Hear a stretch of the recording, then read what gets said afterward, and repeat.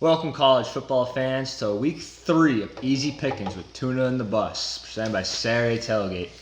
This week's sponsor is Tavour. Go to Tavour.com for a wide selection of craft beers. They make it simple and easy to try all new kinds. Use promo code TAILGATE for $10 off. Tavour.com. I suck. I went 1-6 overall, 0-3, 0-4 on my picks on here. Just West Virginia, I picked them money line. Let's forget that even happened. But, just bad beats. The Nebraska-Colorado game, that game was, you could pull your hair out and scream and cry. That was a nail-biter, a bad beat.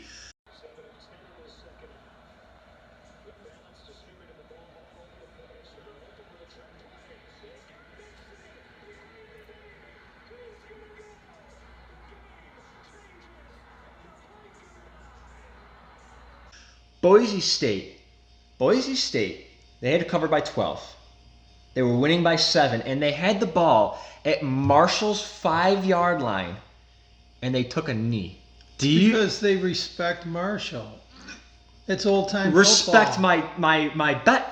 That, you know how infuriating that is to sit there and watch, and they went to a commercial break. There was a timeout, and they went to a commercial break, and you came back, and you're like, what are they going to do? Are they going to run it? And they took it. That I have never been so infuriated with the lack of aggressiveness. And not to mention, the entire second half, Marshall, 1 first down. And so if they fumble the snap and the team runs it back and they lose the game? Well, I don't care if they lose the game. I already lost the bet. How did you do? I went 2-2 last week. My overall record's 7-5. I'm hanging in there. My money lines have got to start coming through, though. Yeah, you live and die by those money lines. All right, let's get into week 3. My first pick, week 3. Oklahoma at UCLA. Oklahoma minus 22. It's up to 24 in some spots. Doesn't matter. As long as you can get this line under 30, take it. The Bruins stink. I watched them week 1 versus Cincinnati. Couldn't move the ball. Their quarterback, what is his name? Darian Thompson? Doesn't matter. Darian Thomas Robertson. Stinks. Can't do anything.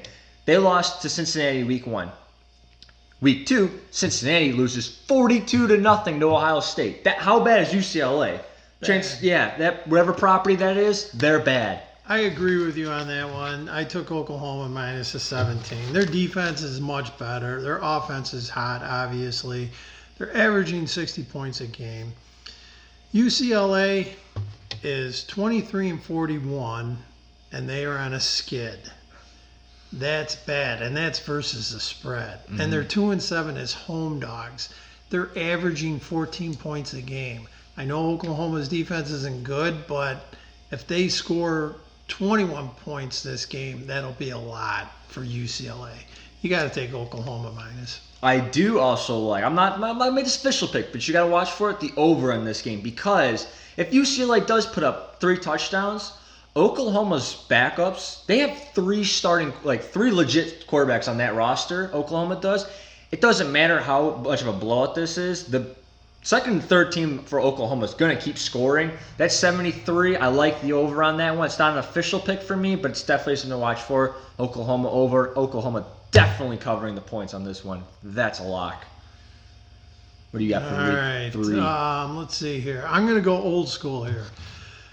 Pitt Panthers and Penn State. Now this is old-time football. This used to be a huge game every year. I don't know why it's not anymore, but they play on grass. They're playing at Penn State. This is going to be nuts. Penn State minus the 17. You got to take them. Franklin needs this team to play 4 quarters of football. They haven't yet. They are averaging 62 points a game. I think that's enough said right there. Pitt, I don't know what to say about Pitt. Eat shit, Pitt. That's what I have to say about Pitt. Now, eat shit, Pitt. I stand by that. However, Penn State, first half versus UB last week, they were losing 10-7 in the second quarter. That's why they started real bad. And they need 4 full quarters, and Franklin will take this. They dominated that second half. But if that first half happens versus Pitt, Well, Pitt's hanging around. That is not a 17-point win against Pitt. If they play like the first, that's why to me I'm out. I couldn't make a pick on a side. What I do like the under 53 because if they do have a slow first half, if Penn State has a slow first half like they did against UB, Pitt's going to run the ball. They're going to try and slow the game down because Penn State can light up the scoreboard. They've shown it against Idaho. Pitt's going to try and slow it down. I like the under on that one.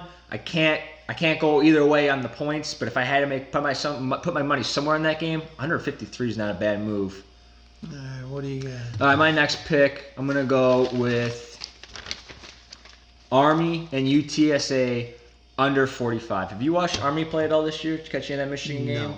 Okay. They run the ball. They run the ball. No, surprise. Army still runs triple option. They don't do it very well this year. They're averaging 15 points a game. And on average, they're giving up only 17 points a game.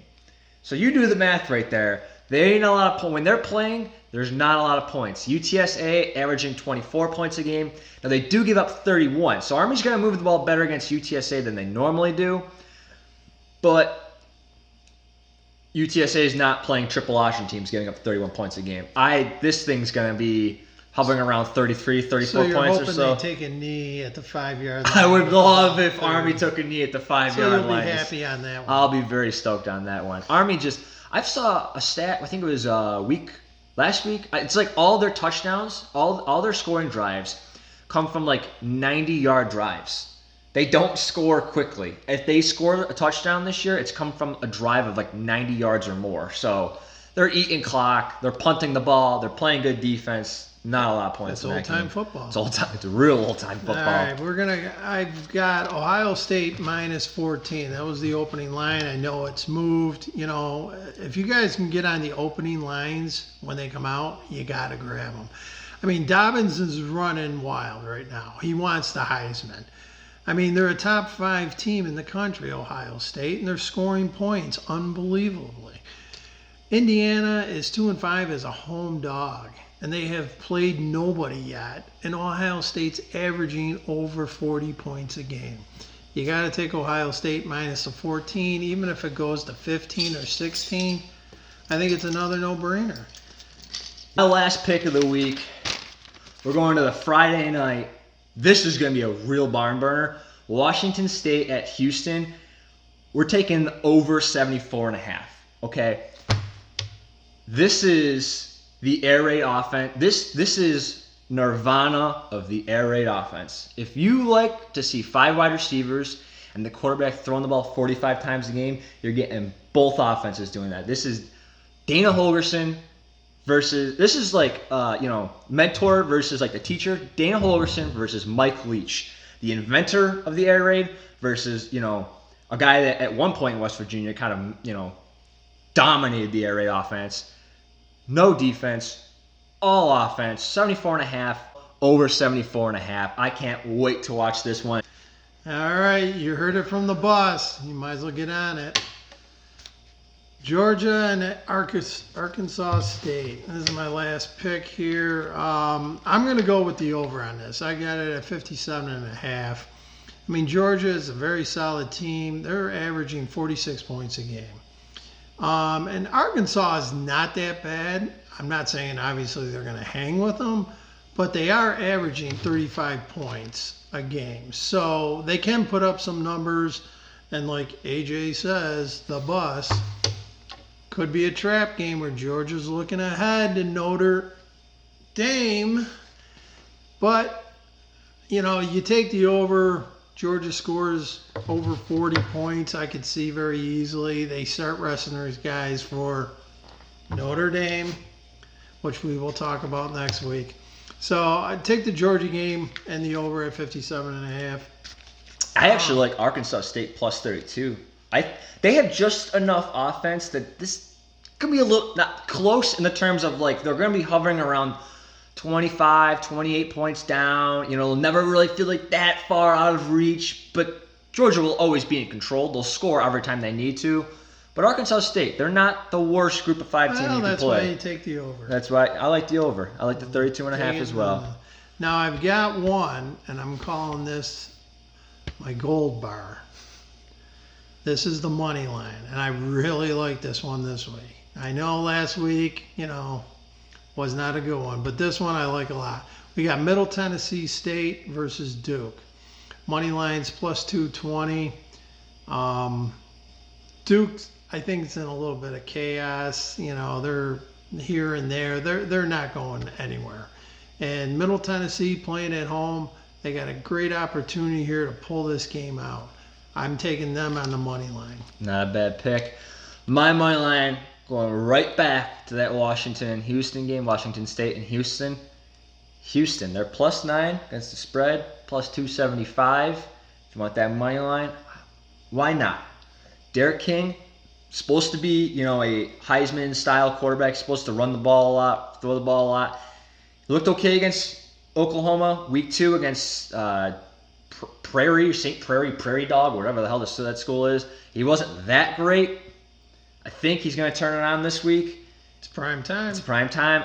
I could easily see 400 or 500 total yards out of this guy, and he carries them to the win. So if you want to put your money someplace, plus 275 Houston. I like it.